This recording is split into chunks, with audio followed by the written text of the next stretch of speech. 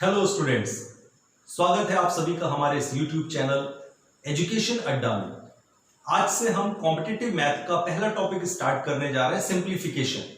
लेकिन सिंप्लीफिकेशन पढ़ने से पहले कुछ बेसिक चीजों के बारे में डिस्कस कर लें, जिससे कि सिंप्लीफिकेशन हमें आसानी से समझ में आ सके या हम उसकी प्रॉब्लम्स को आसानी से सॉल्व कर सके। तो सिंप्लीफिकेशन का बेस होता है वी बॉडमास रूल। तो आज का वीडियो मेरा पूरी तरीके से फोकस्ड होगा वी बॉडमास रूल पे कि हम वी बॉडमास रूल को कब और कैसे अप्लाई करते हैं। आप में से बहुत सारे स्टूडेंट्स को मालूम होगा कि सिंप्लीफिकेशन की प्रॉब्लम क्या होती है और वी बॉडमास रूल को कैसे अप्लाई किया जाता है। तो जिन स्टूडेंट्स को पता है, अभी हम उनके लिए आगे कुछ न्यूमेरिकल्स या कुछ प्रॉब्लम्स को सॉल्व करेंगे डायरेक्टली, वो प्रॉब्लम्स जो कि किसी न किसी कॉम्पिटिटिव एग्जाम्स में आई हुई हो। फिलहाल स्टार्टिंग करने जा रहे हैं हम लोग वी बॉडमास रूल से। तो जिनको पता है उनका एक बार रिवीजन हो जाएगा और जिनको शायद नहीं पता है वो यहां से समझ ले और इस चीज को बहुत अच्छे से प्रैक्टिस कर ले, क्योंकि ये चीज बहुत इंपॉर्टेंट होने वाली है सिंप्लीफिकेशन की प्रॉब्लम्स को सॉल्व करने के लिए। अब देखिए, सिंप्लीफिकेशन की प्रॉब्लम में एक ही प्रॉब्लम के अंदर कई सारे मैथमेटिकल साइंस, कई सारे गणितीय चिन्ह, plus minus, multiplication, division, bracket, ऐसे सारे साइन एक साथ यूज होते हैं। तो कंफ्यूजन ये होता है कि हम किस साइन को पहले सॉल्व करें, हम पहले मल्टीप्लाई करें कि पहले डिवाइड करें कि पहले ऐड करें। तो इसका जवाब हमको वी बॉडमास रूल से मिलता है। तो what is V BODMAS rule, आप ये देखिए। V stands for vinculum. Vinculum का मतलब होता है बार, या इसको हम रेखा कोष्ठक भी बोलते हैं। तो जब भी किसी नंबर के ऊपर इस तरीके से साइन बना हो बार का, तो वो विनक्यूलम कहलाएगा। और हम सबसे पहले, अगर हमारे पास एक ही प्रॉब्लम में बार भी लगा है, मल्टीप्लाई का साइन भी है, एडिशन का साइन भी है, डिवीजन का साइन भी है, तो हम सबसे पहले विनक्यूलम को सॉल्व करेंगे। उसके बाद हम ब्रैकेट सॉल्व करते हैं। ब्रैकेट भी तीन तरीके के हैं, small bracket, curly bracket and big bracket. तो इसका भी सीक्वेंस यही रहता है, पहले स्मॉल ब्रैकेट सॉल्व होता है, फिर कर्ली ब्रैकेट और लास्ट में बिग ब्रैकेट। यानी विनक्यूलम के बाद ब्रैकेट को सॉल्व किया जाता है। ब्रैकेट सॉल्व करने के बाद हम ऑफ को सॉल्व करते हैं, हिंदी में इसको का लिखा हुआ मिलता है प्रॉब्लम में। उसके बाद हम डिवीजन के साइन को सॉल्व करेंगे, यानी उसके बाद हम भाग देंगे। डिवीजन के बाद मल्टीप्लिकेशन करते हैं और मल्टीप्लिकेशन के बाद ऐड किया जाता है और सबसे लास्ट में सबट्रैक्ट किया जाता है, यानी घटाया जाता है। तो आपको ये सीक्वेंस याद रखना है कि अगर एक ही प्रॉब्लम में इनमें से कई सारे साइन एक साथ दिखाई दें तो हम इस सीक्वेंस में क्वेश्चन को सॉल्व करते हैं। तो मुझे उम्मीद है कि शायद आपको वी बॉडमास रूल का सीक्वेंस या ऑर्डर पता चल गया होगा। अब हम लोग कुछ प्रॉब्लम्स को सॉल्व करते हैं जो कि किसी ना किसी ईयर में पूछी गई हैं, किसी ना किसी कंपटीशन में पूछी गई हैं। तो उनको सॉल्व करते हैं और देखते हैं कि ये वी बॉडमास रूल किस तरीके से हेल्पफुल साबित होने वाला है। एक चीज और, सिंप्लीफिकेशन में दो चीजें बहुत इंपॉर्टेंट हैं, एक तो ये वी बॉडमास रूल और दूसरा आपकी कैलकुलेशन। अगर आपकी कैलकुलेशन स्ट्रांग है तो आप बहुत आसानी से सिंप्लीफिकेशन के क्वेश्चंस को with in few second solve कर सकते हैं। 20-25 सेकेंड में आपके आंसर्स आ जाएंगे। तो कैलकुलेशन स्ट्रांग करने के लिए आपको रेगुलर बेसिस पे हम टिप्स भी देते जाएंगे, कुछ ट्रिक्स होंगी वो भी डिस्कस करेंगे नेक्स्ट वीडियोस में।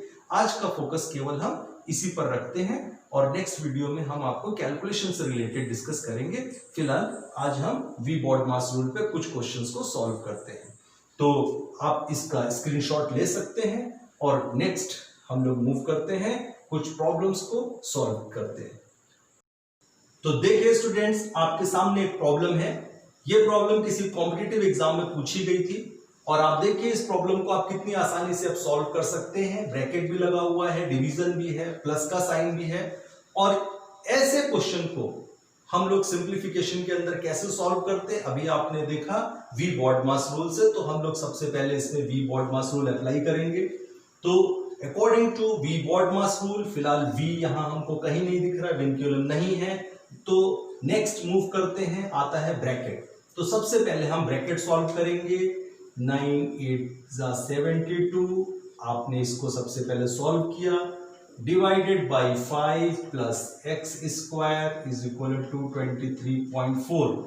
अब आपके पास दो साइन बचे, डिवीजन एंड एडिशन, तो बॉडमास रूल के अकॉर्डिंग पहले डिवीजन होना है, उसके बाद एडिशन होना है। तो पहले हम इसको डिवाइड करेंगे, यानी 72 divided by 5 plus x square is equal to 23.4।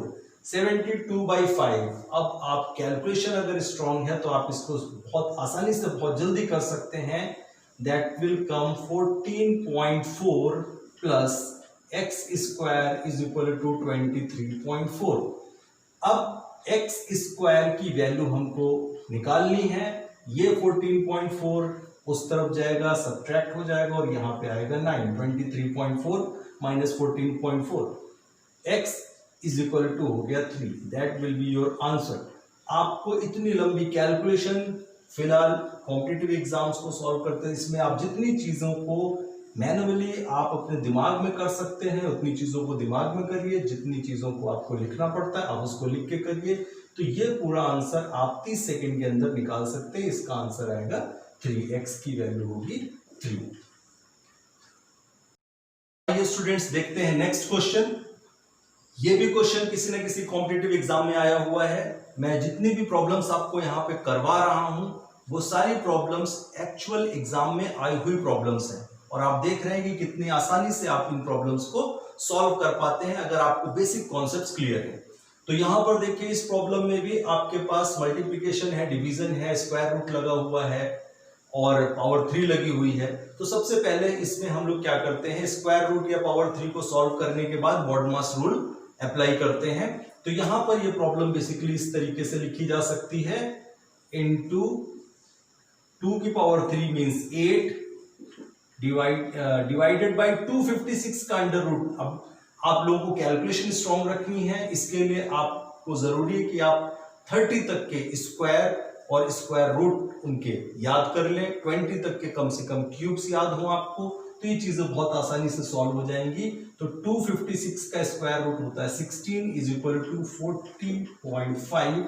अब आप देखिए यहां पर क्या करना है, पहले मल्टीप्लाई होगा या पहले डिवाइड किया जाएगा। आप आइए बॉडमास रूल पे, पहले डिवीजन आता है, पहले डी आता है, फिर एम आता है, यानी पहले हम डिवाइड करेंगे उसके बाद मल्टीप्लाई करेंगे। तो ये प्रॉब्लम बनेगी 3 की power x into 8/16 is equal to 40.5। 8/16 का मतलब हुआ 1/2, तो ये बना 3 की power x is equal to 2 इस तरफ जाएगा, ये हो जाएगा 81। तो 3 की power x is equal to 81। अब हमको x की वैल्यू फाइंड करनी है, इसलिए जरूरी है कि यहाँ 81 को भी हम 3 की पावर में रिप्रेजेंट करें, तभी बेस इक्वल होंगे तो पावर्स भी इक्वल होंगी। तो 81 को अगर 3 की पावर में लिखना हो तो हम इसको लिख सकते हैं 3 की power 4, 3 into 3 into 3 into 3। It means कि यहां पर बेस 3 का इक्वल कर दिया, तो x की वैल्यू क्या हो गई 4। तो that will be your answer. तो आप इस तरीके से बहुत आसानी से विद इन फ्यू सेकेंड्स आप अपने आंसर्स को कैलकुलेट कर सकते हैं बॉडमास रूल का सही एप्लीकेशन यूज कर। आइए स्टूडेंट्स एक क्वेश्चन और देखते हैं हम लोग। ये भी किसी न किसी कॉम्पिटिटिव एग्जाम का क्वेश्चन है, और आप देखिए इस क्वेश्चन को कैसे सॉल्व करेंगे। यहाँ पे ऑफ या का आया है, x का 36%, 125 का 38% इज इक्वल टू 137.5। आपको x की वैल्यू फाइंड करनी है। तो ऐसे केसेस में हम लोग सबसे पहले ऑफ को सॉल्व करते हैं। तो इसको लिखने का तरीका क्या होता है, 36% ऑफ x को हम लिखते हैं 36 into x upon 100 plus 38% of 125 को 38 into 125 upon 100 is equal to 137.5। अब आप इसको सॉल्व कर लीजिए, ये सॉल्व करेंगे, इसको उधर भेजेंगे, सॉल्व होके आपका आंसर आ जाएगा। लेकिन यहां पर आपको 30 सेकेंड के अंदर इस क्वेश्चन को सॉल्व करना है। अगर आप इसको मल्टीप्लाई करेंगे, डिवाइड करेंगे, सब्ट्रैक्ट करेंगे तो आपका समय ज्यादा लग सकता है। तो ऐसे क्वेश्चंस को हम लोग थोड़ा सा कैलकुलेशन को माइंड में करते हैं, इसीलिए मैंने पहले ही बोला था कि कैलकुलेशन आपको अपनी स्ट्रॉन्ग करनी है। तो ऐसे केसेस में 38% ऑफ 125 हम इसको कोशिश करते हैं कि दिमाग में कैसे कैलकुलेट किया जाए। 125 का 10% कितना होगा आपको पता है, 125 का 10% हुआ 12.5। किसी का भी 10% निकालना बहुत आसान है, आप राइट हैंड साइड से एक डिजिट के बाद पॉइंट लगा दीजिए, वो 10% हो जाएगा। 2 डिजिट के बाद आप पॉइंट लगा दीजिए, वो 1% हो जाएगा। तो यहाँ पर 125 का 10% हुआ 12.5। अब 10% अगर 12.5 है तो 40% कितना होगा, यानी इसका 4 टाइम्स। तो इसका 4 टाइम्स का मतलब हुआ इसको 4 से मल्टीप्लाई कर दिया, यानी कि 50। तो 125 का 40% 50 हुआ। अब हमको चाहिए था यहाँ पे 38%, तो ये 38% 40% से 2% कम है, यानी कि इस 40% में से 2% वैल्यू घटाइए। तो 125 का 10% है 12.5, तो 125 का 1% कितना होगा, 2 डिजिट के बाद पॉइंट लगा दिए 1.25। तो 1% अगर इतना है तो 2% कितना होगा 2.5। तो अगर इस 50 में से 2.5 घटा दिया जाए तो दैट विल बी 47.5 और ये होगा आपका 38%। तो डायरेक्टली हम 38% ऐसे कैलकुलेट कर सकते हैं, हमको ये सब करने की कोई जरूरत नहीं पड़ेगी। तो ये जो प्रॉब्लम बनी, आप डायरेक्ट इसको कैसे कर सकते हैं, 36x अपॉन 100 प्लस इसको आपने लिखा 47.5, सीधे सीधे 125 का 38% हुआ 47.5 इज इक्वल टू 137.5।